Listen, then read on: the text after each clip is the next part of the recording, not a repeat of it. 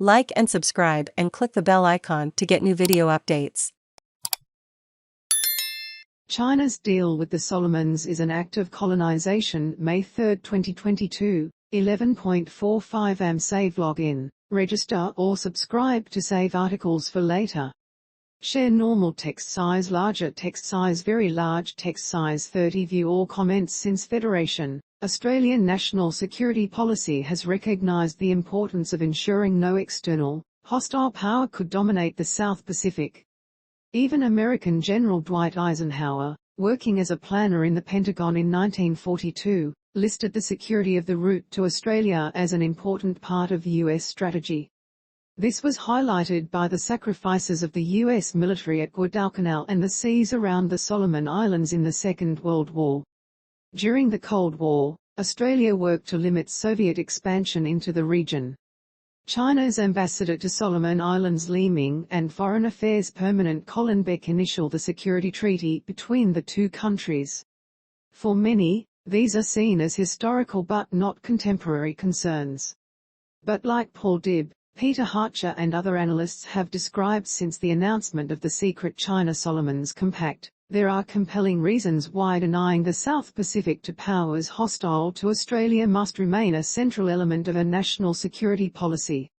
The Solomon Islands, as a 2016 Sydney Morning Herald story highlights, sits astride very important shipping lanes from the Australian east coast.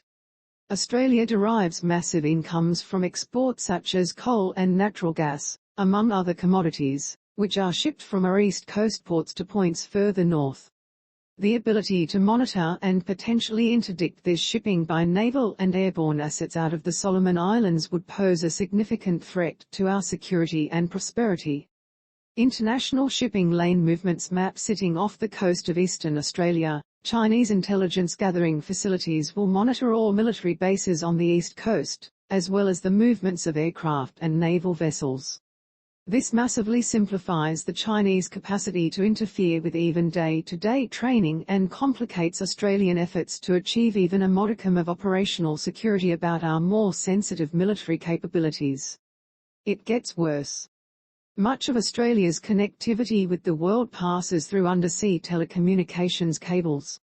Some of the most important ones, such as the Australia-Japan cable, Hawaii Nui cable to Hawaii, and the Japan-Guam-Australia South cable, pass through the waters of the Solomon Islands. Any Chinese base in the Solomon Island makes it more likely the Chinese will seek to interfere with these cables.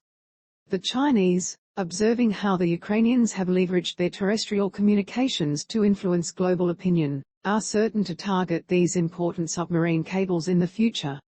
A Chinese frigate fires a test missile during military drills in the South China Sea in 2016. The foothold that the People's Liberation Army now holds in our region will be only the beginning. After all, the Chinese did not stop at building just a single island in the South China Sea. They probably already have designs on similar deals with other nations throughout the region.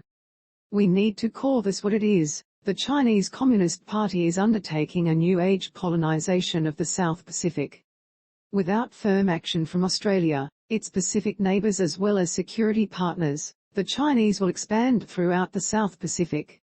It will take a joined-up effort of thinking and resourcing from the region, and partners from further away such as the United States, Japan, Indonesia and yes, France, to combat this expansion. Finally, this is a disaster for the people of the Solomon Islands. They will be subject to the foreign playbook of the Chinese Communist Party, which uses cheap debt to trap vulnerable governments while also sharing all the methods and technologies that increase societal surveillance and decrease the competence of democratic governance. The secrecy of this new compact is just an early indicator of grim days ahead for democracy in the Solomon Islands. Manasseh Sajavere, the Prime Minister of Solomon Islands, credit AP. Despite the Pacific Step-Up announced in 2016, the Australian government has continued to underinvest in its relationships with its neighbours in the South Pacific region. At a time when Australia's strategic circumstances continue to worsen, our diplomatic and foreign aid programs are under-resourced. The nations of the South Pacific are small and centered on personal relationships. A big grey warship offshore might impress for a moment, but long-standing engagements between people are essential to Australia's influence in the region. While we need to be careful not to over-militarise a response to the Chinese agreement, Australia does need to step up its military capacity. The infrastructure projects in places like Black Rock in Fiji are a